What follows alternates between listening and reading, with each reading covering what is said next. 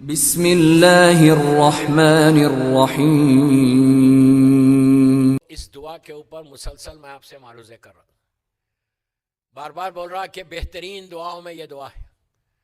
شہزادی کونین کا واسطہ ہم سب کے لیے ایک بلیسنگ ہے، ہم سب کے لیے ایک بہت بڑی نعمت ہے جو ملا ہے، اس لیے کہ اس واسطے سے کئی دعائیں قبول ہوتی ہیں۔ ٹرائی کر کے دیکھو کہ اس سے بڑا کوئی واسطہ آپ کو نظر بھی نہیں آتا۔ اپنی نمازوں کے بعد یہ جملے ضرور بولو کہ بحق فاطمہ و ابیہا و بالوا و بنیا، پورے 14 معصومین کا واسطہ اس دعا میں، یہ 4 چیزوں میں پورے 14 معصومین کی دعا ہے کا واسطہ ہے، اور 14 معصومین کے واسطے سے اگر کوئی دعا مانگے تو دعاؤں کی قبولیت ہے۔ دوستو، کل جب بات پہنچی تھی میں وہیں سے لے کے چلوں کہ یہ جو پورا یہ واقعہ ہوا اس وقت ہوا کہ جب اللہ کے رسول کی آنکھ بند ہو کے 3 دن ہوئے تھے، صرف جسٹ 3 days۔ 3 دن کے بعد یہ پورا شہزادی کا انجرڈ ہونا، آپ کا دروازہ جلنا، امام علی کا حق چھیننا، یہ ساری چیزیں رسول کی آنکھ بند ہوتے ہی ہوا۔ اس میں کئی لوگوں کے سوالات ہیں کہ یہ کیسے ہوا، کیا مدینے میں لوگ نہیں تھے، کیا مدینے میں مسلمان نہیں تھے؟ میں نے کل کہا کہ مدینہ سٹی جو تھی، پلیز ایک ہسٹری کا اسکیچ کھینچ رہا ہوں، غور سے سنو۔ یہ واقعے کے لیے کئی لوگ اس کو چھپایا گیا ہے، سب سے زیادہ جس ظلم کو چھپایا گیا وہ یہ ظلم ہے۔ کئی عرصے تک، آج تک بھی وفات فاطمہ بھی ماں فاطمہ لکھتے ہیں کیلنڈرز میں، وفات نہیں ہوئی تھی، شہادت ہوئی تھی۔ وفات نارمل ڈیتھ کو بولتے، بالکل نارمل ڈیتھ اگر کسی کی ہو رہی تو اس کو وفات بولیں گے آپ، لیکن بی بی کی وفات نہیں ہے، بی بی کی شہادت ہے، اور شہادت عظمیٰ ہے۔ یہ سب سے بڑا ظلم ہے رسول کی آنکھ بند ہونے کے بعد، یہ پہلا ظلم ہے جو مسلمانوں نے کیا۔ یہ جو سوال کر رہے کہ کیا مسلمان مدینے میں نہیں تھے، تھے، 100% تھے۔ کتنے تھے؟ اپراکسیمیٹلی 30,000 کی آبادی ہے اس شہر کی۔ مدینہ شہر اتنا بڑا شہر نہیں تھا جیسے آج ہے، اس زمانے میں 25 سے 30,000 کی آبادی، 30,000 کی آبادی اس زمانے میں بہت بڑی بات تھی۔ It was very small city, Medina شہر اسمال سٹی تھی۔ یہ آباد ہوا زیادہ جب اللہ کا رسول ہجرت کر کے مکے سے مدینہ آیا تھا، اس وقت یہ شہر زیادہ آباد ہوا۔ پہلے بھی آبادی تھی، پہلے بھی لوگ تھے، لیکن زیادہ لوگ جو جمع ہوئے وہ اس وقت جمع ہوئے کہ جب سرکار ہجرت کر کے مدینہ آئے، اور مدینے میں آ کے آپ نے اپراکسیمیٹلی 11 ایئرس گزارے، 10 to 11 ایئرس گزارے۔ لاسٹ 10 ایئرس رسول کی زندگی کے وہ مدینے میں، 13 ایئرس آپ نے مکے میں گزارے۔ 13 ایئرس مطلب اسلام آنے کے بعد کی بات کر رہا ہے۔ ایکچولی 53 ایئرس کی آپ کی لائف مکے کی ہے، 53 سال، 53 ایئرس آپ مکے میں رہے، اور last 10 years of his life ہی واز ان مدینہ۔ مدینے میں اسلام پھیلا، مدینہ آنے کے بعد اسلام پھیلا، ہر طرف جو اسلام کا بول بالا ہوا وہ مدینے میں آنے کے بعد ہوا۔ مکے میں شرنک ہو رہا تھا، مکے میں کافر و مشرکین کا زور تھا، مکے میں کافر و مشرکین اللہ کے رسول کو زندہ رہنا نہیں دیکھ رہے تھے۔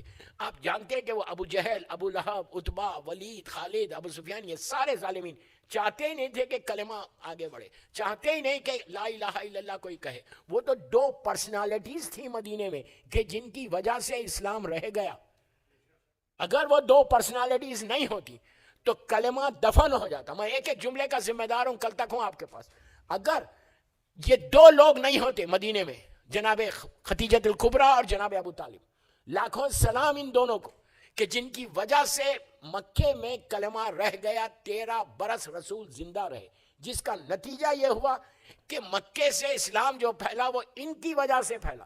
اور جب یہ دونوں دنیا سے چلے گئے ایک ہی سال میں، جناب ابو طالب کی بھی وفات ہے، شہادت ہے، اور جناب خدیجۃ الکبریٰ کی بھی شہادت ہے۔ وہ سال جب شہید ہوئے، دونوں ختم ہو گئے، دونوں ہستیاں چلی گئی، آپ کو رسول نے جنت المعلیٰ میں دفن کیا۔ جنت المعلیٰ جو ہے یہ پہلا اسلام کا قبرستان ہے جو مکے کے اندر ہے، اور دوسرا قبرستان، دوسرا جو گریو یارڈ ہے وہ جنت البقیع ہے۔ تو جنت المعلیٰ میں دفن کرنے کے بعد یہ 2 ایسے اسٹرانگ پرسنالٹیز تھیں کہ جن کی وجہ سے کافر اور مشرکین خاموش تھے، لیکن جیسے یہ ختم ہوئے اللہ کا حکم آ گیا کہ میرے حبیب اب تمہاری ظاہری طور پہ حفاظت کرنے والے چلے گئے، کیا بھروسہ تھا اللہ کو ان کے اوپر. میں کیا بول رہا آپ سے, کیا بھروسہ تھا, کیا کنٹریبیوشن ہے ان کا کہ اب تم یہاں سے ہجرت کر جاؤ. رسول کی ہجرت جو ہوئی وہ یہ دونوں کے بعد ہوئی. جب تک یہ لوگ زندہ تھے رسول اللہ مکے میں تھے, کہ اب کوئی ظاہری طور پہ حفاظت کرنے والا نہیں تھا. وہ بی بی خدیجہ الکبریٰ کا مال, وہ پیسہ جو میں نے آپ کو کچھ باتیں بتائی کہ اتنا خرچ کیا کہ خود فاخوں میں آ گئی اور ساری دولت کو اسلام پہ قربان کر دیا. اس کے بعد جناب ابو طالب دیوار کی طرح کھڑے ہو گئے. اتنا ظلم کرتے تھے مکے میں رسول کے اوپر. آپ امیجن کریں, آپ کو ایک چھوٹا سا واقعہ سنا تھا کہ جناب ابو طالب نے کیسے پروٹیکٹ کیا اللہ کے رسول کو. مکے میں اللہ کا رسول خانہ کعبہ کے پاس, خانہ کعبہ کے بالکل سامنے نماز پڑھ رہے تھے. اس وقت کعبہ اتنا بڑا نہیں تھا, آج جیسا کعبہ ویسا نہیں تھا. اللہ ہم کو زیارت نصیب کرے کعبے کی. تو وہاں پہ کعبہ تھا اور نہ کوئی ماربل تھا, ہر طرف ریت تھی, چھوٹے چھوٹے گھر تھے. اتنا حرم اتنا بڑا بھی نہیں تھا, چھوٹا حرم تھا, اطراف میں سارے گھر تھے. اور شام کے وقت مکے کے یہ سارے ظالمین کافرین سردار جو تھے وہ آ کے گروپس میں بیٹھتے تھے اور کعبے کے اندر بیٹھ کے گوسپ کرتے تھے. اس وقت تو اللہ کا رسول خانہ کعبہ کے سامنے, اور سے سنو, نماز پڑھ رہا. مشہور ترین واقعہ آپ کی زندگی کا, مکے کا. نماز پڑھ رہے تھے. ابو جہل اور ابو جہل کی بولنے پر ایک ظالم, وہیں پہ اونٹ کو ذبح کیا گیا تھا, کسی نے ذبح کیا تھا, اس کی پیٹ کی گندگی رکھی ہوئی تھی وہاں پہ. اس نے کہا یہ گندگی کو اٹھاؤ اور رسول کے چہرے پہ لگا دو. آپ امیجن کریں, کائنات کا مالک, افضل ترین اللہ کا بندہ, اول عقل, اول نور, اول عدد, رحمت للعالمین, جو عالمین کے لیے رحمت بن کر آیا, وہ نماز پڑھ.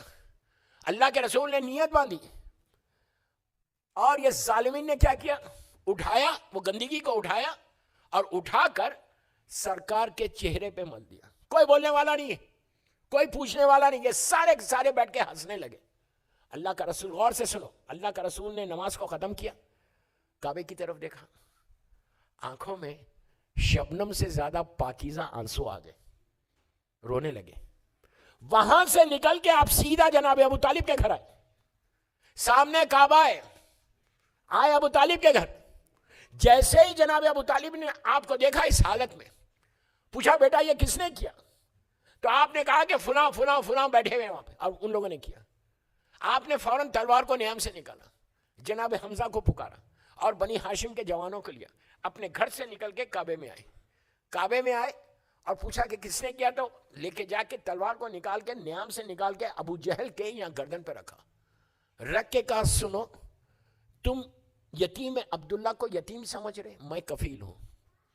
آج کے بعد کوئی اگر نگاہ اٹھا کے بھی دیکھے گا میرے بھتیجے کو تو میں اس کی آنکھ توڑ دوں گا.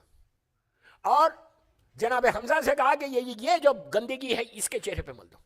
ایسا پروٹیکشن دیا تھا, ٹوٹل پروٹیکشن.